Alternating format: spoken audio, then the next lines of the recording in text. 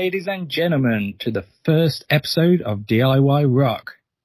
And we start off with none other than GrimRock. What's up? How's it going, dude? I am here. That's good. Aren't we all? We know each other quite well. We've known each other a while now. For those who haven't met us yet, maybe give them some background. Well, I am Grim, and I'm from GrimRock. I'm actually a solo artist out of Pittsburgh, Pennsylvania, and I consider it alt rock, even though sometimes a little lighter, sometimes a little heavier. That's pretty much long and short of it, really. Yeah, and it's not just rock, like alternative rock and, rock in general. I mean, that I've heard some of your alternative tracks, like that 60s psychedelic stuff. That it's pretty awesome. You don't hear stuff like that often, but it sounds quite authentic as well. Yeah, I spent some time on that, and I actually lost that recording with a computer crash, but I plan on doing something like that again. That'll be awesome. I've said a few times, I'd love to bring back rock and roll and that type of thing, but I wouldn't know where to start. Hopefully one day we will see. Oh yeah, we'll get there. Hell yeah.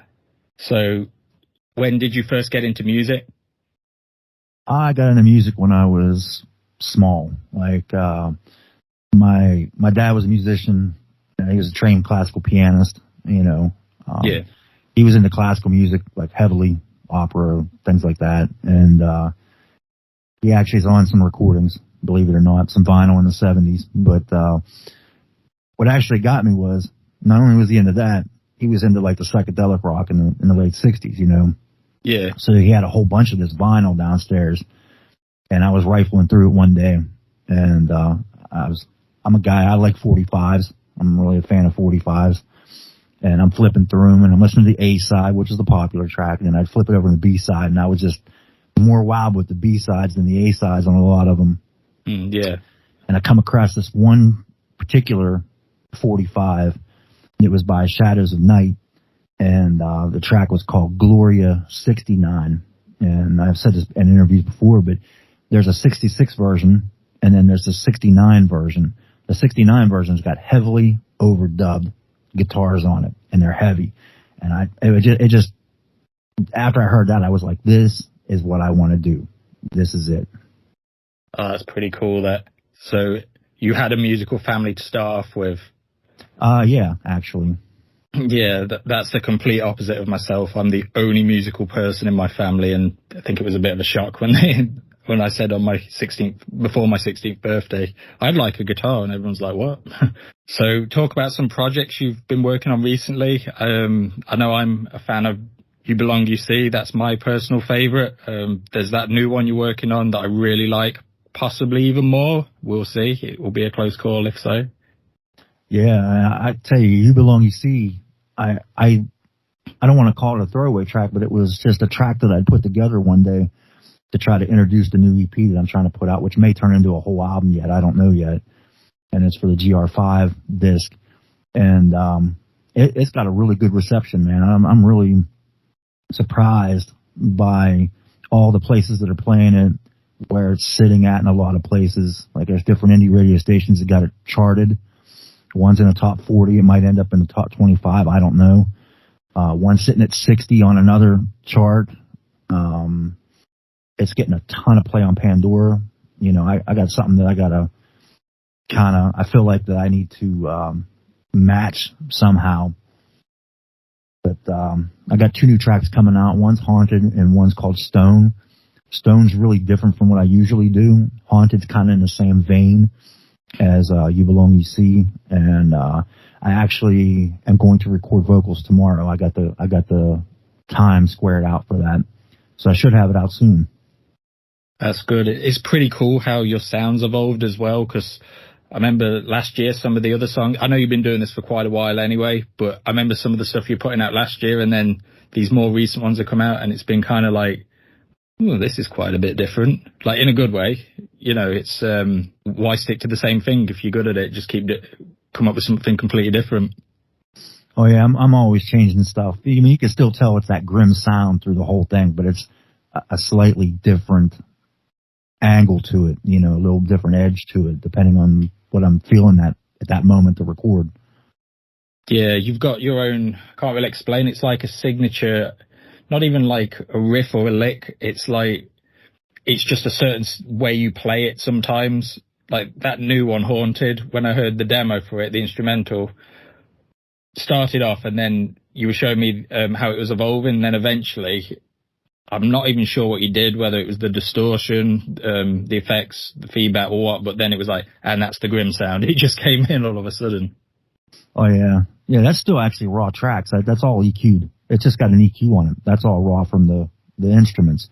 And that's one of the things that I absolutely love is that analog transfer, you know, the raw sound of what I have on the equipment to, you know, actually record it. Yeah, and that's probably the best way of doing it too, because you get that live sort of raw experience. There's nothing worse than when you see a band and you love the tracks and then you hear them live and it's kind of like, is this the same band? Oh yeah, yeah. That's one of the things that I know I talked about with one of my writing partners from before was, you know, the overproduction. You know, I like his angle with experimentation and putting, you know, lots of synths and lots of items in it and fully producing it out. But I struggle sometimes with it because I want to be able to translate it to play live. I want it to sound not exactly like it, but pretty close to it. You know what I mean? Yeah. That way somebody's not shocked and be like, oh, well, this guy sucks live, you know, but his stuff's great, you know, otherwise, you know, I don't want that to happen. As a matter of fact, some of the live stuff I play is just a slight different, and I feel like there are certain songs that I play that's actually heavier live, you know, than it is when I recorded it in the first place, you know what I mean? I remember that show you did, you streamed it on YouTube and this was before you got the new equipment and the audio wasn't as good, but I could hear it. It sounded fine, but I was like, blimey, this is a bit heavier than what we normally hear. Oh yeah. I definitely play heavier when I'm live. Yeah. I think it's the atmosphere. I think it really is. That was a really good group of people. And, they were just, I could feel like the energy in the place. You know what I mean? It was a nice venue. You get more into it as well when there's a crowd. I certainly know that well. I've done gigs where I think the first ever gig I did, we was a complete unknown band and we weren't even good, to be honest, especially the first gig. Place was absolutely packed, absolutely buzzing off. It felt like rock stars. By the end of the night, it was going for it. Done other shows where literally it's been either one or two people have shown up or even a full room, but then people are literally just not paying attention, just walking around talking. Like, why am I here? Oh, I've had that happen. You just got to keep going. I mean, there's just no, you know, I know I pointed out that one gig, you know, it was at, I don't remember the place. I have it on YouTube. I have the actual track that I sound checked with on YouTube, but that place, nobody showed up. It was insane. I still played there was a million people there. Yeah. And, I wasn't going to give up. I mean, the place had to burn down around me before I quit. You know what I mean? So, I mean, you got to give it that 1,000% no matter what you do, though. Oh, absolutely. Treat it as a free rehearsal. We did that once. No one showed up. Was like, right, well, rather than pay for a rehearsal venue, we'll just do the rehearsal tonight. Make most of that PA and all that. Yeah, it was good, actually. One of the best rehearsals I've ever done. Yeah, sometimes it is, you know, and that's probably a good thing. We look at it as a bad thing, but sometimes that could be a good thing, like in that case, you know. But the thing as well with you, it's you've got your own style, the whole grim style, the makeup, the outfit, which is really cool and unique. Like, you don't tend to see that nowadays. Like, the first thing that comes to my mind is with your particular style, it's almost like a gothy version of Kiss. Oh yeah, yeah. I'll give a shout out to King Diamond. King Diamond. Yes, King Diamond has a get up. It's kind of like he has a top hat and different things, you know, that he does, and his makeup's kind of real crazy looking. But that actually came from a Halloween costume, believe it or not. Was that I've seen a picture, was it when it used to be all white? Yeah, so my original Halloween costume, it was just kind of thrown together, and I had painted my face out similar to that. And it was for a work function, and me and my wife went to this function, and I deliberately did not talk the whole time. all I did was like, I was just running around people. I was like, you know what I mean? And it disturbed so many people, you know, the look and what I was doing, you know, and I was like, man, this is all right, man. I like this. And, so I kind of reimagined it, but like a more gentlemanly feel and not as Halloweenish, you know what I mean? Yeah. No, it's really cool. And the bizarre thing is as well, like with that sort of look, you'd expect it to be, I don't know, Slipknot type heavy, like sludge, death metal, all that type of stuff. But it's not, it's really not, you know what I mean? But somehow it works. Yeah. And that's the thing. When I went from the Monolith K project to the GrimRock project, I had every intention of being ultra heavy. Yeah. And it just did not happen. And I'm not upset with it. You know what I mean? Like, I feel like I should have just carried on with it. But, you know, I feel like I evolved a lot better this way, you know, than going just right to the throat, you know what I mean? With the heavy ass stuff, you know what I mean? So, sometimes it just comes along, you know, me personally, I've had it before. I'm going to write a really heavy track, and then it doesn't end up coming out like that. Or even if it is, you can tell it's forced. People can tell if a song's forced. You know, I'm writing it to sound like this and be like that. The best songs are when you just write a random riff and it's, ooh, that sounds good. Ooh, this is different. And, you know, it evolves over time. I mean, sometimes it turns out really heavy. Sometimes it doesn't. Sometimes it's light as anything, but it's all part of the writing process. Oh, it is. I think everything is on fire is my heaviest track, I feel, you know, and really that was supposed to be a double single. And the other single was supposed to be Dearranged. And Dearranged actually was the very first song I wrote for the GrimRock project, and it's still not completely finished. And like you said, yeah, I felt like at one point that I was kind of just forcing it out, you know, just because I wanted to be heavy, and I just kind of put it away, you know. And I revisit it every once in a while, and one day I will finish it when I feel like the time's right, you know. And that's what I was on about earlier regarding the whole evolution of the music style. So it's like, I remember last year when I first heard Everything's on Fire, and I think it's safe to say back then, that was I mean, for me personally, that was my favorite track that you used to do.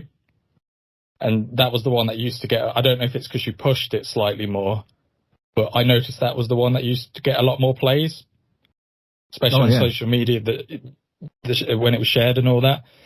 And now, not saying it's been forgotten about at all, but You Belong, You See, and all this new kind of sound, it's been received I wouldn't say a lot better, but I don't know, it's just kind of resonated. Oh yeah, for sure. Yeah, I've noticed a big upspring of, you know, plays, and not even just from radio stations. Like I said, Pandora especially. That thing's been out since January 27th was the release date of You Belong, You See, and it already has like, I don't know, 1,100 Pandora plays or something like that for a small indie do-it-yourself rocker like myself. And it's, you know, that blows my mind. That's more than any of the other ones have for being up longer on Pandora. You know what I mean? Yeah, it's really good. I can't pinpoint what the style is either. What inspirations did you get from that type of style? Because when people say, oh, it's heavy metal, oh, they go to Judas Priest, Black Sabbath, that type of thing. You know, classic sort of, I don't know, 80s rock, Aerosmith, that type of thing. I can't even pinpoint it in anything between that. Yeah, that's another thing with my music. You know, I have so many different influences. I kind of mix them up. So there's not one thing you can say, well, GrimRock sounds like, and you can name a band. You know, I mix up the styles a whole lot. And I think when I was writing that song, I was actually listening to Jane's Addiction's Mountain Song. And I love that song. And I wanted to write something that was driving like that. You know what I mean? And I just kind of started writing it. Really no thought in it. It was just kind of like an off the cuff thing one day. And it just worked out, you know? It's just really cool how you managed to come up with these riffs. I mean, the whole wrestling theme tune recently. Talk a little bit about that for those who don't know. Well, that's Jay Flyer. I sponsor Jay Flyer. He's an independent wrestling thing, so we're still playing in the indie theme. And I had sponsored him in January for a match on January, I think it was 6th or 7th. And shortly after that, I'd messaged him to see if he won because I couldn't attend the match. And sure enough, he did. And so we had talked about maybe sponsoring for February. Well, in between just talking about it to the actual sponsor date, it came to be now we have like a long-term commitment, for the year, and he wanted some kind of different theme music than what he had. And how did it come about? Did you just message him or just got involved with the company or just by pure chance? Well, I didn't actually talk to him originally much for the January match. I actually talked to the AXW, which is the people that were sponsoring the match. Yeah. And it just kind of all snowballed. I don't even know who messaged who at that point. And I think I was trying to put some promo stuff together because I was planning on attending that, which I ended up attending. And it just kind of went from there to, I think this promo stuff's cool. Hey, do you mind doing a song, theme song, to the AXW getting involved and being like, are you going to show up, man? Show up and, you can show up in your stuff, to them getting a hold of Alternative Twist Radio all the way out there in Los Angeles, California, to sponsor a thing for tickets, for the area and stuff. And it just kind of just went from 0 to 100 awful quick, And that's the cool thing. Me personally, being a kid in the 90s, I remember all the great wrestlers, the WWF Attitude Era and WCW Monday Nitro and, the Monday Night Wars and all that. And one of the best things about it was the music. Some of them soundtracks are absolutely brilliant. Oh, yeah, for sure. And, to capture something like that, I think I did a fairly good job on his. And I actually may have another opportunity to do another intro track for a different wrestler for the AXW as well. Just saying. Oh, that would be cool, that. You heard it first. You heard it, folks. Grim's getting in the wrestling business. Hey, I'll take any opportunity that's thrown at me. I'll try to make something out of it. One day you'll work for Vince McMahon. Oh, he's retired now, I think. I don't know who runs it now.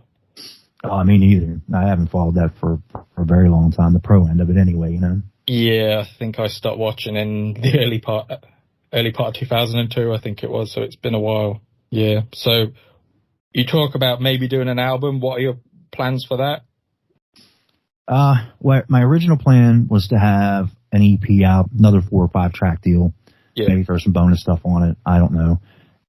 But since these last 2 songs have come about fairly quickly, since I've gotten a little bit more time due to a change in work, I think I'm going to push it a little bit further. I don't want to go too far with it though, because I have another thing that I'm going to do an album for here coming up as well. For Mr. Mike's Lights and Lines label for an album writing club. Oh yeah, he was on about that the other day. Was it write an EP in a month? Yeah. So I got to make sure I don't overwrite now and not have anything for that. You know what I mean? So I got to kind of balance it out, and maybe I'll take my time with this EP to CD thing and just get past this writing club and put some more together and actually do some kind of full release. You know what I mean? Maybe it's time for it. I don't know. Have you noticed that? I mean, you've got some of your albums and EPs. You've got a few more than me. I've got 1 EP and most of mine are singles. That's going to change soon. But have you noticed a difference how kind of the feedback you receive in the whole album versus single debate, especially with streaming and the music service nowadays, like Spotify, Apple Music and all that? What do you tend to find gets better received? In my own personal experience, I think that the EPs and singles actually are getting better received than saying, hey, I'm going to put a full album out. Yeah. I don't know if it's because of how things are today in the music industry, the attention spans of listeners, I think everybody's kind of built now into, hey, here's your hit single. There you go. And that's pretty much what they focus on. You know what I mean? And to kind of capitalize on that, I gotta make sure I get a good single out and at least an EP. So there's a few more tracks, but I think I have enough of that out now where I'm gonna attempt to put a full maybe 10 or 12 track disc out. I guess I'm not sure yet. That's the plans. And it's the frequency of it as well, because with me, I've panicked. You know, several months have elapsed. I've not put anything out. Release a single. You know, and it kind of ruins the surprise of what you're working on. But that might just be me. No, I've done that. I was pretty excited about the Black Out Your Mind Volume 1 album, you know, the EP. And I put a pre-release thing on YouTube. And then when I did that, I spread it around. I was just trying to get the word out, you know, and, I think I ruined it with that, really, to be honest with you, because when the EP came out, right away, it did not get the attention I thought it was going to get. You know what I mean? So I think I gave too much away too quickly on it. You know what I mean? So I'm trying to do something way differently with this one, you know? Yeah, sometimes you've got to have the discipline to, you know, you might be excited about a song you've brought out. I'm guilty of it. I'm like, I'm going to show everyone this and get some good feedback. And thinking, if you'd have just waited just a few weeks, possibly even a month, put out a music video with it as well. But yeah, we're only human. Yeah, you know, and you're trying to guess what you think people are going to do, and you're never going to be right, you know. So, but you've put out some pretty good music videos. I mean, and that. Literally to the DIY rock name, you make them all yourself, and they're really cool. They've got kind of I almost think like a sub pop 90s indie kind of vibe to it, but it works. Yeah, they're definitely all DIY, you know, especially City. City was my first attempt at a video, and it's got almost 200 plays, but it's also been out for a long time. But was that the one you showed me, or was that the other one? That one's an old one. I don't know. Yeah. That was actually the first attempt at trying to put a video together. And I think I did really well at it, except for I didn't realize that I shot everything in the wrong orientation, you know, so, and that kind of plagued me for a while, because there for a while I didn't do a video simply because, number one, I didn't have the time or the resources to do it, or I just couldn't get to where I wanted to be to record a video, you know, clips, you know, places. So when I actually started recording a video clips again, I was actually intending to do one for Feeling Uncontrollable for when the Black Out Your Mind EP come out. Well, that was shot in the wrong orientation too, and I did not realize this until later on when I put the making of Feeling Uncontrollable or Everything's on Fire out or whatever it was I was doing.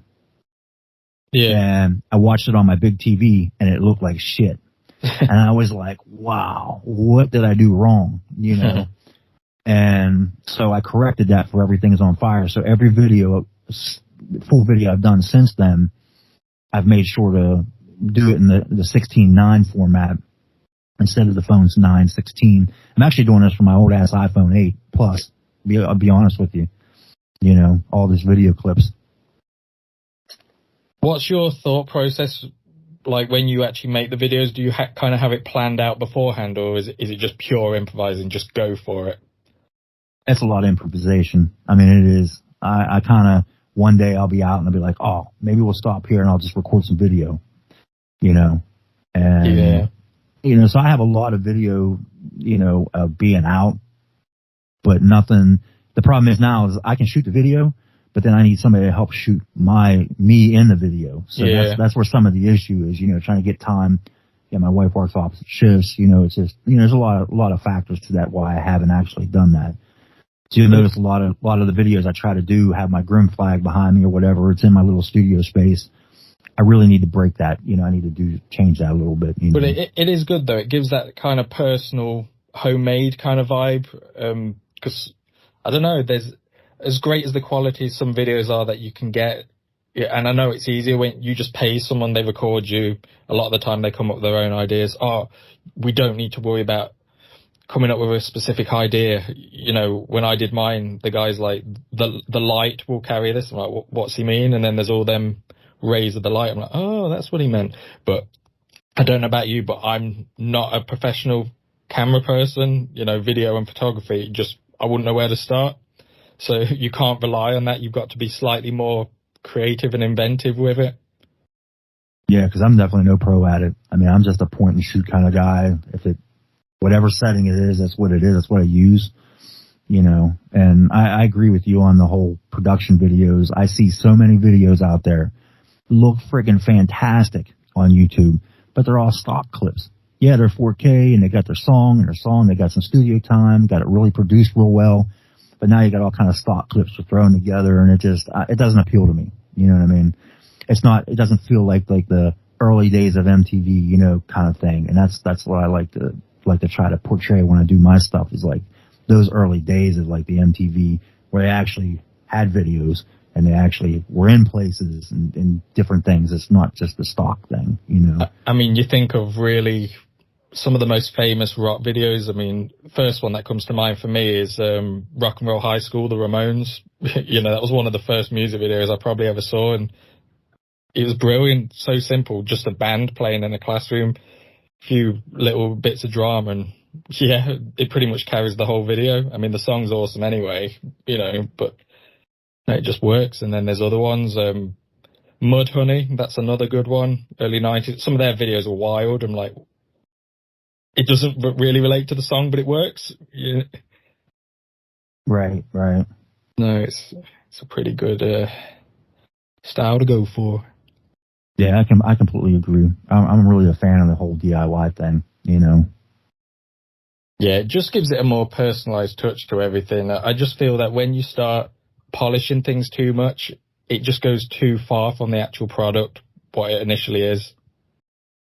So people see the Grim and spreading the Grim, but what don't they know about the Grim? What do you get up to on a normal everyday? Because we're assuming you don't walk around in the full Grim gear. What are your hobbies? I do. I try to use that a lot. I have a couple different masks and things I put on sometimes when I go out. When like at wrestling day, you know, I went from the house, in and out of stores, in and out of places to eat, in and out of gas stations, in and out of the event, even on the way home in full on Grim. If I could do it every day, I would. Children's birthday parties, bar mitzvahs, funerals, you heard it, folks. Give him a call. Right. He will do it. I will be there. But I mean, outside of everything, you know, I'm a normal person just like everybody else. You know, I do have a job, and you know, I generally, you see a lot of pictures with me in my Grim bandana that matches my Grim shirt. I do wear that stuff every day. I have all kind of different colors that I wear because I'm always, like you said, spreading the Grim.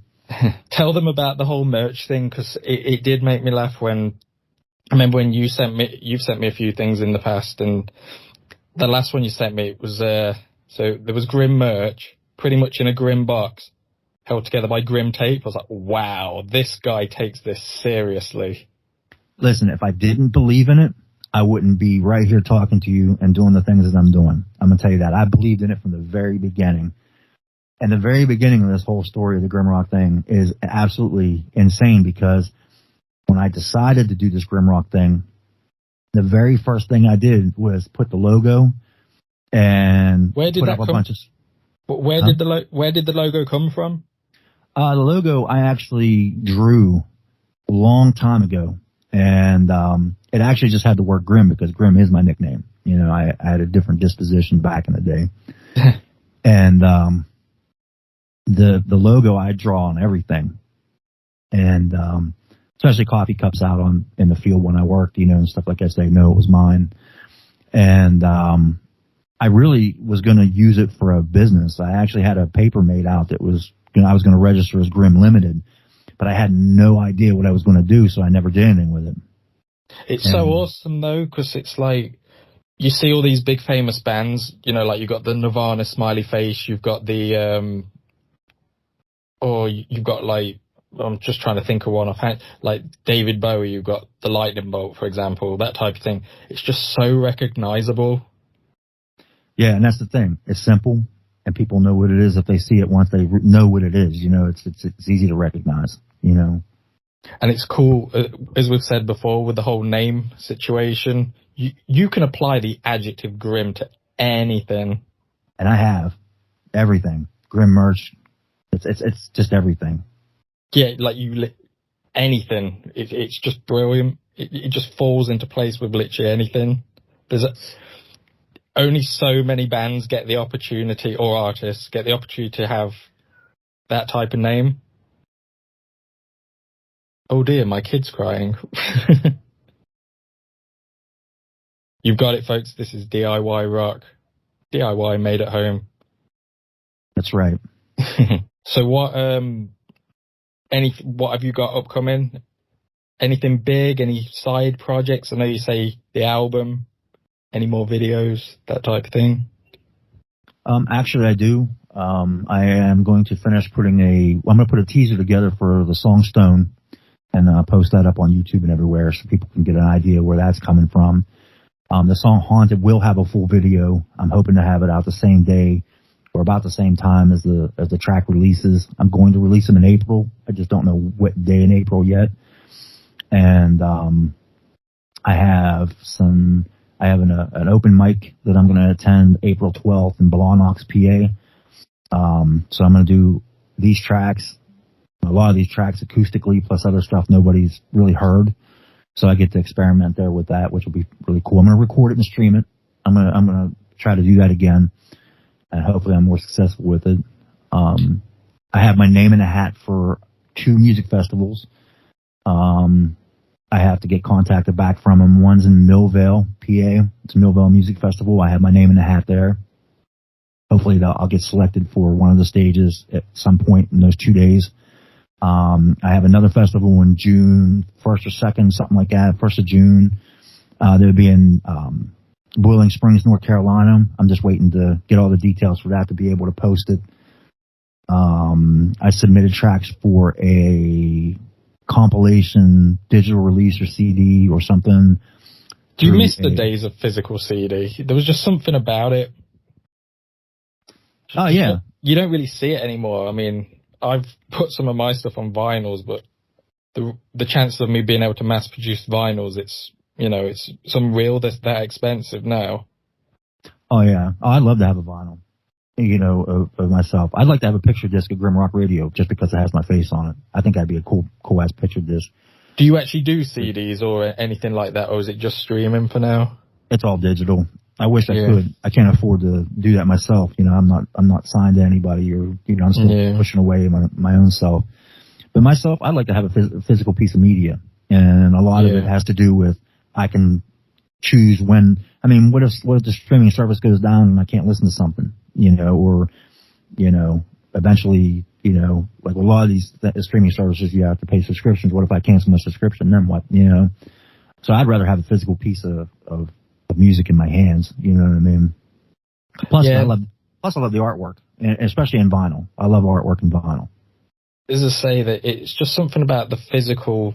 It's almost like a connection to the artist. I mean, that's pretty much how we first met. Oh yeah. You were advertising on Twitter, who wants free merch. I don't even think we were following each other at the time, and me being new to Twitter was like, oh, I guess I was like, I'll do it. Next, a few days later, I get some Grim merch in the post, and I think that's pretty much where it went from then. Oh yeah, there for a while I was just sending stuff places. That's how the whole thing started. It was a promise. It was a promise of music for like 6 or 8 months. I kept promising music, but the logo, it was going everywhere. I actually have a map of the U.S. and Canada that I've been filling up. So if even one person has a piece of Grim merch in that state, I mark it off with a little Grim logo. I'll have to post that again. Where's the weirdest place you've sent something? Like, where's your most far-reaching fan base? As far as sending something, just most recently, it was Japan. I was really excited about that one because, to me, I live in the U.S. I kind of feel like I struggle in the U.S. with trying to get out. I'm not sure exactly what it is, but I feel like I'm more well received in Europe, you know what I mean? And Asia, you know what I mean? Which is, to me, blows my mind that somebody from somewhere else is listening to me that lives just south of Pittsburgh in a little ass town south of Pittsburgh, you know what I mean? Yeah.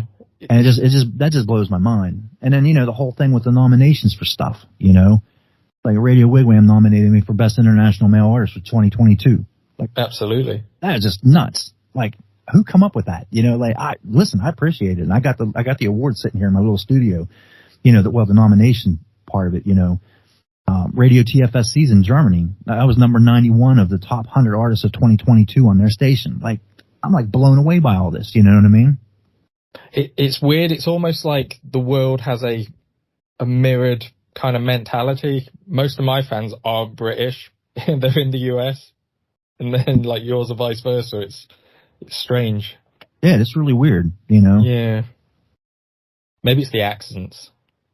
Maybe, I don't know. Maybe it's, you know, you guys sound more exotic to us and I sound more exotic to you guys. I have no idea. You know what I mean? Yeah. Trench Gun's always interested in my accent. I'll have to have him on at some point.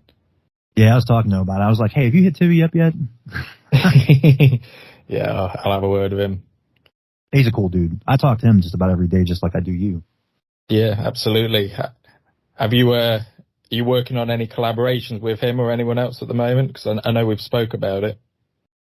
Yes, and actually, me and Trench Gun had already got three technically under the belt. One released under Trench Gun, and then we have two released under Trench Rock. So the plan was to do an album or something for Trench Rock, and I think both of those songs were played on New Music Saturday. But I got to get back with them and get some more stuff done. Me and you got to work on something. I know we talked about it a couple different times. I want to get something with you. And as far as other collaborations, I have people that write lyrics that want me to work with them. A really good friend of mine that lives in Pittsburgh. Her name's Angel. I got a track I want to make with her for one of her lyrics, and of course, you know, the guy that helped, you know, did the lyrics for the EP, you know, and the Monolith Cage stuff. He wants to do some more. Guy that helped me with lyrics in City. He's got one. I actually have a track started with him, and I didn't get to get back to yet either. So, do you struggle to write with other people? I mean, I know we've mentioned it a few times before. I personally find it harder than being in a band. Well, put it this way. In a band, someone comes up with a guitar riff, for example. Oh, bass is usually just the same thing, although it can vary. And then it pretty much all comes together. Most bands, people work together. You know, they add their own little bit to the puzzle. When you're on your own, I like it in the sense that you've got complete control. There's no arguing, anything like that. But it's so much work. Like, how do you cope with it? Like, because normally you're the captain of the ship. Suddenly, who's the leader? That type of thing. Who leads, who follows, or do you work together? How do you cope with that kind of situation? Well, being a solo artist myself, you know, I got 100% control over everything I do my own self. Now, as far as working with other people, I find it pretty easy to work with other people. There's a couple certain people I've worked with in the past that they're a little bit more difficult to work with. But you know, I have worked with them. But you know, probably the easiest stuff was Trench Gun was real easy to work with. Matt Oyster was real easy to work with City. You know, Al Warren, that track that I did with Al Warren, he was great to work with. You know what I mean? So I mean, you know. I get, you know, the people that are a little bit more difficult to work. I get that they have a specific mindset, but like you said, it's how they perceive it, how you perceive it. And when you try to meld it together, it sometimes doesn't hash out like that, at least at the beginning of it, you know? Yeah. And you always get one member who's more, someone has a different idea of how they want it to sound, or someone will be happy with what they perceive as the final version, but someone's not. Trench Gun, he's a prime example. We did a collaboration of one of my tracks a while ago, which sounds better than the original. And I think he's still editing it. I've said, just leave it alone. It sounds great how it is. Nope, I'm pretty certain he's still editing it. He's probably doing it now. Yeah, you know, I do the same thing. I'm always messing with stuff, you know. Yeah. The one guy I write with, I drove him bananas with that. Absolutely drove him. I drove him bananas with that. I would send him something. He's like, "That's great," and I'd change it. He's like, "Why'd you change it?" And I'm like, "No, you don't understand. It works like this, you know." Like, so, yeah, I know. I get what you're saying with that. But it's not always a bad thing as well, because you know, I did it myself last year, writing some tracks. Oh, these are brilliant, perfect. And then as the year goes on, you're like, I reckon I could have done better on that. And then you go back to it, and then you re-release it, and then suddenly the reception of the second release is better than the first release, and you kind of kick yourself and think, why didn't I do that in the first place? But again, it is a learning curve. Oh, it definitely is. And I definitely feel you on that, because being that we're solo, we do our stuff ourselves the majority of the time. I'll go back and I'll listen to something I did a year ago, and I'll sit there and be like, man, this drum's out of sync on this one spot. and this vocal's messed up here, you know. And people probably don't see that because they've heard it so many times. They probably think that's the way it's supposed to be. You know what I mean? But you know, you listen to it over and over again, and you're playing it over and over again, then you're out playing it, and then you listen to it on the radio, and then you just kind of, you're oblivious of it after a while. You know what I mean? Absolutely. Until you don't hear it for a long time, and then you pull something up, and you're like, shit, you know, I messed this up, man. And you don't want to. I'm not going back and correcting any of it. I'm really not. You know, hopefully one day if I do get signed to a label, they can pick the songs that they want, and I get a chance to redo them correctly. You know what I mean? But I'm not going to fix them. You know, those imperfections are there. You know, it's all part of the DIY process, you know. Absolutely. Although I will admit, I have spent half an hour before now trying to edit a crackle, you know, when you're not sure which track it's actually, which soundtrack it's in. So is it the guitars? Is it the bass? No. You go for some of mine have got a lot of tracks because I do the drums individually. And then you've got to get it to still be in time, editing a bit out. It's like, oh, what am I doing? Oh, yeah. I try to simplify that one, you know. Well, you've seen the screen in what I sent you, how I record, you know. I can't handle the color scheme. I just can't handle it. That's the way I figured it out. Okay, this yellow track, my Jackson's yellow, that's the guitar track, it's yellow. I identify that way, you know. Guitars are green, bass is blue, vocals red, and then drums is usually yellow, I think, on mine. So I did drums white, guitars yellow because it's yellow. My bass is black, but I use gray. I do vocals, do it in red because my pedal's red, so. Talk about some of the equipment you use, though, because you mentioned your guitar's yellow. I mean, I remember when you were showing it off a while ago, especially with that strap with the Grim logo, too. It's just got such a unique look, like the whole style. It's brilliant. Love it. That would be my lightning stick. That's my affectionate name for my Jackson Rhodes. It is my lightning stick. There's a 5 switch selector on it. It goes from hot to you're burning in hell hot. I mean, I love the sound of that thing, you know. How did you get so many sounds out of it, though? Because when I say the sound you produce varies that much, I mean, you sent me something the other day, and I can't even put a word to, like, a genre to it. It was like late 60s, kind of psychedelic, but not. Yeah, that would be, you know, that one's a funny one because usually I'll sit and I'll pick up my acoustic and I'll work my acoustic first. Yeah. And I'll come up with a riff, and then I'll actually sometimes work the whole thing out like I did for Feeling Uncontrollable. And most of the time I'll just come up with some riffs and some rhythms, and then I'll transfer it. But sometimes I'll work the whole thing out. That particular track that I sent you, that one's Stone. That one, I was actually watching a live. I was watching the Pixies live at one of the shows recently, and it was like an instant inspiration. I was like, I love how they put their stuff together.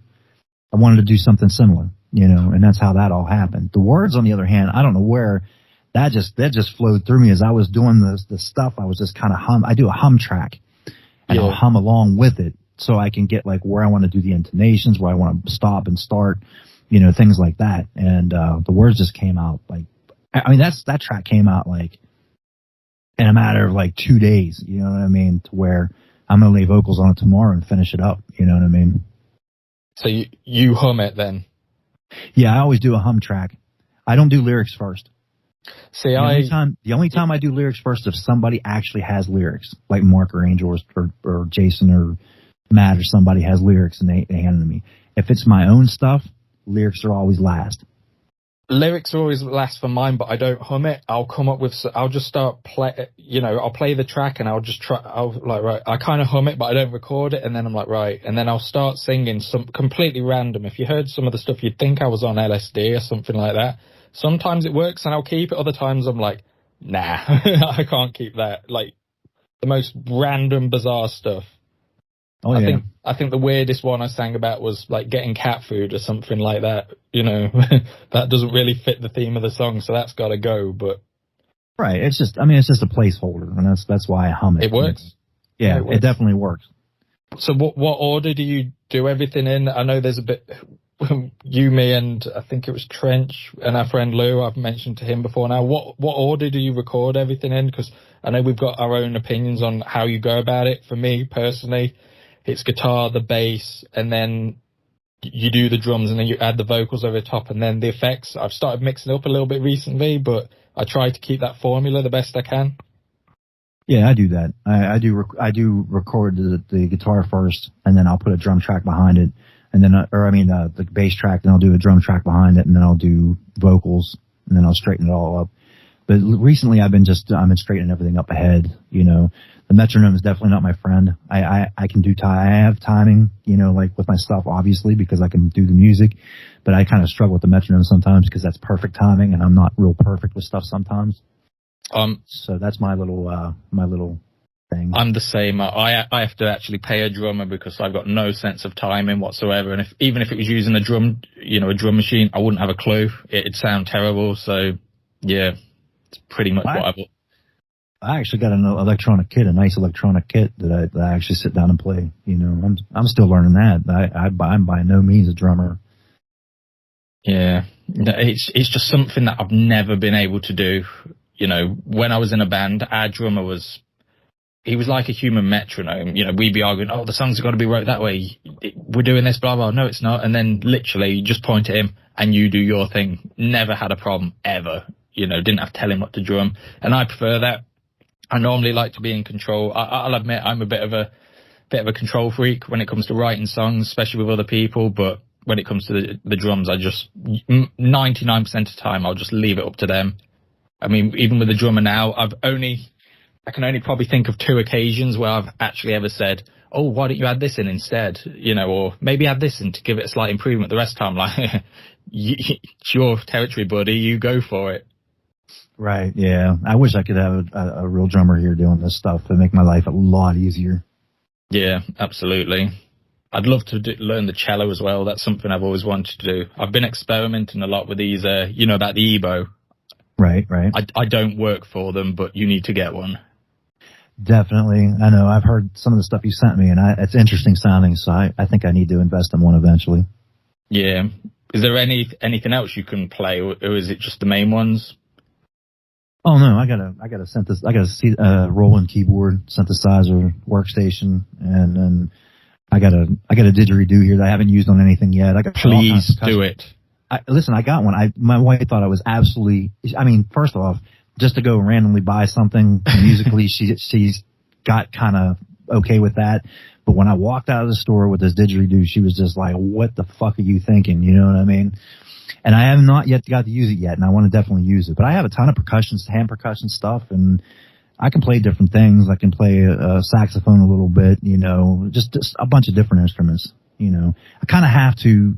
I kind of learned it myself because I'm by myself with it. You know what I mean? When you do the didgeridoo song, please have the string with the corks on the end of your hat. You've got to do it. Well, I have to look into that. Proper Australian, mate. Definitely. Sorry to any Australian listeners out there. I've just butchered your beautiful accent. Yeah, this thing's insane. I'm definitely going to use it one day. Yeah, I might break it out. I might break it on a live show one day just for the shit of it, you know. Bring it on next time. That'd be fun. Yeah, I tried to get my missus to learn the violin because there was no chance I was able to learn it. Bought her this violin because she's always, you know, wanted to be able to do it. A lot of the stuff she listens to as violins, I think like Evanescence, that type of thing. I think she's probably picked it up twice. Then I was like, well, that's a waste of money. I'll try and learn it. I probably picked it up once and was like, nah, it's not for me. I tried as well. Yeah, I don't know if I could do that. I've watched people play it, and I think I'd butcher that to death. It's insane. It's like the angle you got to do it at, the finger positioning. You know, I still had the sticker fretboard on it, and it was just alien. Keyboard, if the notes are written on it, I can kind of do it, but yeah, each to their own. That's what I originally started on, was a keyboard. Believe it or not. So when you started out, did you do rock, or was it, because I know you're quite heavily influenced by disco, was that more your kind of? Oh man, I liked the new wave thing that was going on with all the synth stuff. You know, Gary Newman is a badass. I would say it over and over again. Oh yeah. But a lot of that stuff, like the Cars, Gary Newman, stuff like that kind of sound, I really, really liked. There was just something about 80s disco. Oh, I just wish they'd bring it back. 80s disco, it was the best.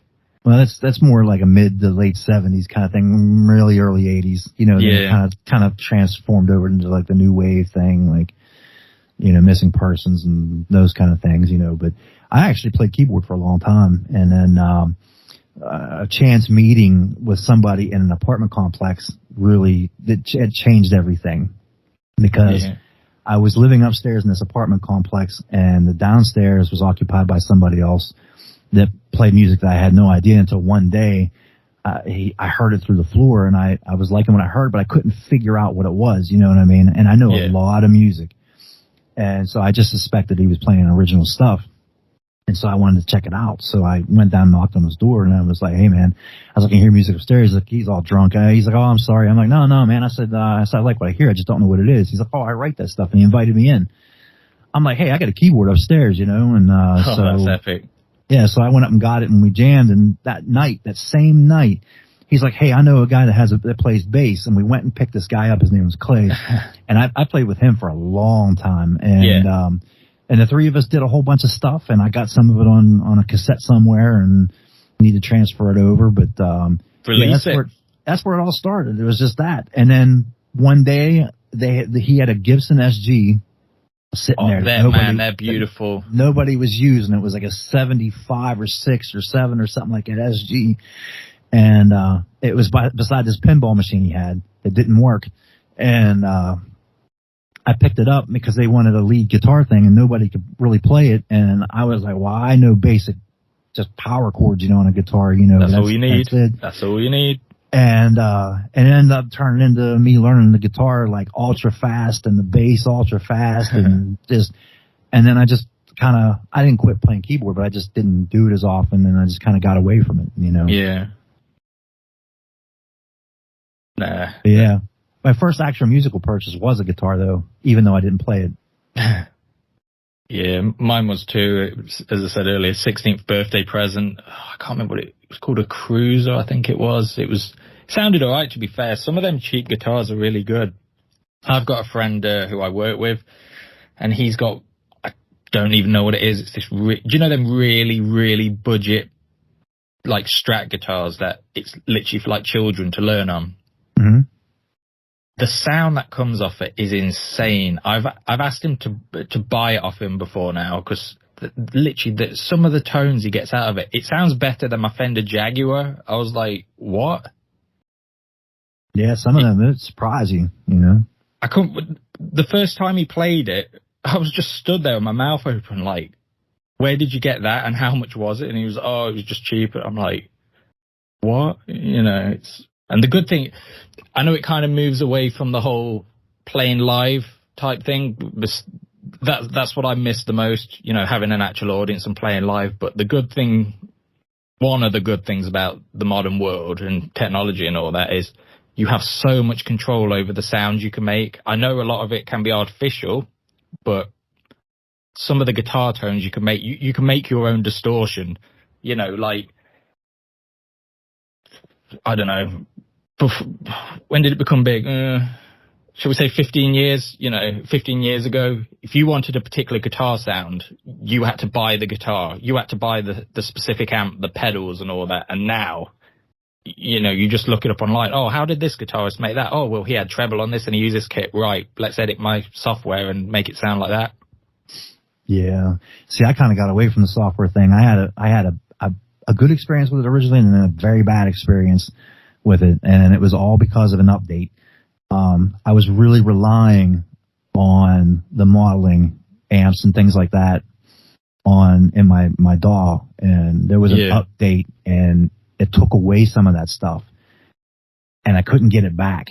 Oh, man. So at that point, I was absolutely dedicated to buying every physical piece of equipment that I could possibly afford to do my stuff, and I've stuck to that because I've been building and building and building my equipment since that day, and now I don't ever have to worry about that. And I will tell you, this Jackson, a lot of people play them through Marshalls and all this stuff. I have a Vox amp that I absolutely love. It's a Vox modeling amp, and that thing that's probably why it sounds different to you, because, you know, those are hot pickups in that Jackson, but that Vox amp though, I think is made more probably for bluesy guitars, you know what I mean, or something else. I mean, I know Vox makes, you know, other amps too, but I think this particular model is made for something different than that Jackson to be plugged into it. You know what I mean? Some of them amps, them older amps, it's really hard to replicate the sounds. I used to have a PV guitar amp. I can't even remember what model it was, but the sound that used to come off it had kind of this reverb sound, but it wasn't too overbearing, and it was beautiful. And then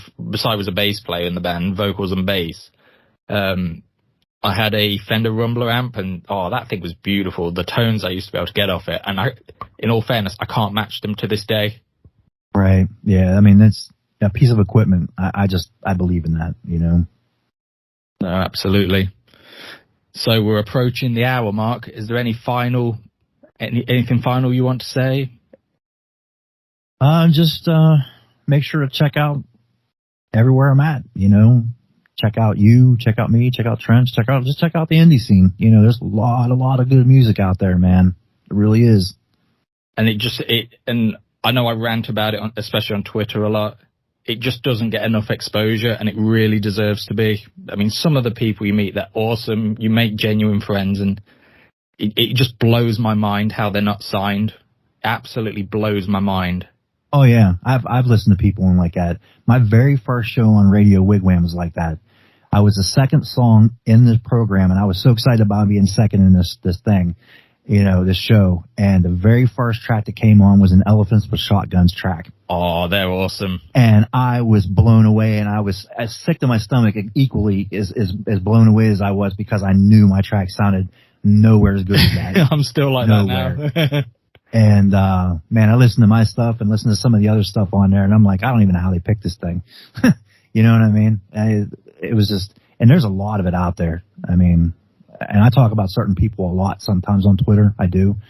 And I mean it, because I really think that those people should be signed somewhere. Absolutely. This indie scene does not get enough exposure. And I've talked about this before, is the circle. I feel like we're in a circle. We have a circle of friends, but we're also indie musicians, and we're also in a circle of indie radio stations.